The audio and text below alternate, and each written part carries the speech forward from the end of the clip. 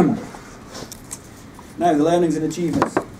I think the biggest learning point I've had from the last few months has been the interaction with everyone here, and the learnings gained from the discussions we've had around this table. From this, I've been able to relate some of the situations that you guys have been having at your work with similar situations in my work life. And although we come from very different backgrounds and workplaces, I believe the essence of management is the same whatever the environment. But to the course content itself, I decided to try and pick a top 10 of the things in the course that I found most valuable. Couldn't decide in the top 10, so I've now got a doable dozen. Goal planning and setting seems an obvious one.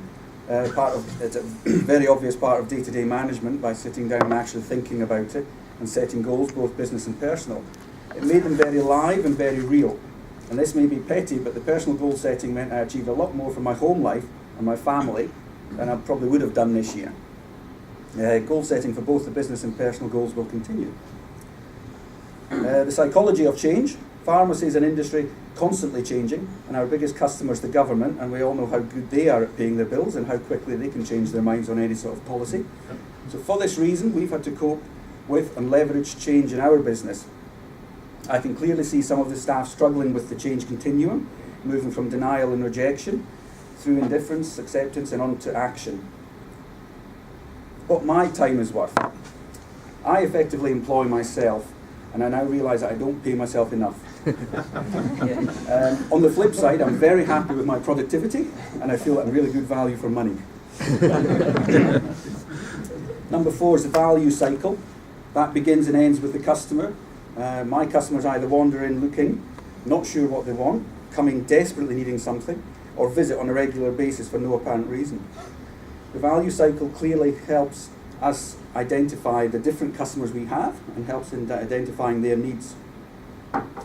Number 5 was the Pareto principle. That was the 80-20 rule. Doesn't mean I can sack the slackers, but it helps clearly identify that the major results for business can be achieved by concentrating on the most important tasks and the things to improve the business performance. Positive self-image.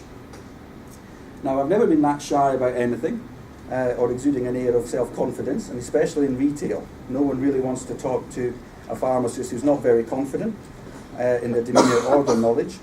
But by displaying a positive self-image, it helps by leading by example and showing the staff how it's done. Communication style. From the analysis in Module 7, it appears I'm equally amiable and expressive, which seems correct from the feedback from staff when I asked them. Number 8 is the 6 hats of thinking.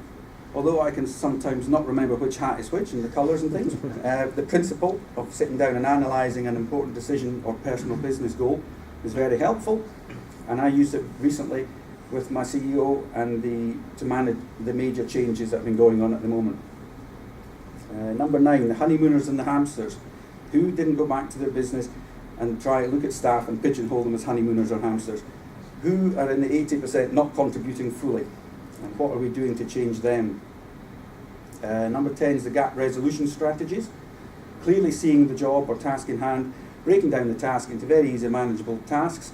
We all remember Jim writing on this board A to B and all the little steps in between, 4 times a week. Not enough. Not enough, yeah. High performance managers, number 11. High performance managers turning problems and challenges into opportunities. The realization that problems that you are facing, you can unlock possibilities and solutions that you might never have thought of. And finally, the big module at the end on staff development. We have a very structured way of doing staff development in TerraWhite Management, through TerraWhite Management, but I've actually reviewed a lot of those processes in store and made some changes that are very local rather than national. My course project was well on track before changes in the business environment meant it was canned. The project then became how to manage the fallout, the redundancies, the new business structure, and the new temporary shop. It's all been one huge roller coaster ride this year, and this has probably been the best time to do a course like this because it's helped me immensely in making me more productive, reactive, and I feel a better leader. The biggest learning was probably the principle of spaced repetition and why it is important to go over things again and again.